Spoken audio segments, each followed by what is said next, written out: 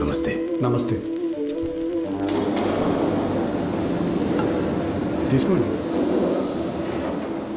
ఆగండి. ఇప్పుడు తీసుకోండి. మరి ఇనుము తీయకూడదంటే ఈ కంచం ఎలా తయారవుతుంది?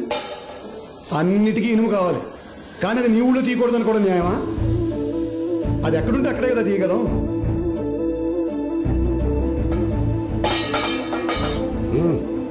తినండి, కంచం కనిపిస్తుందిగా, తినండి. పళ్ళు పండించడం తెలిసిన మాకు పళ్ళెం తయారు చేయడం తెలీదా? పళ్ళెం తీసుకుని బయలుదేరండి. ఈ పోరాటం వల్ల ఊళ్ళో 2000 కుటుంబాలు నష్టపోతాయి. కాదు, రాబోయే 20 తరాలు బాగుపడతాయి. ముకుందా, వెళ్దాం.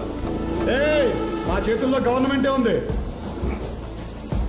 దాని యజమానులే మా దగ్గర ఉన్నారు. ఎర్ర ఎర్ర సూర్యునేమో బొట్టులాగా దిద్ది ఎలుగు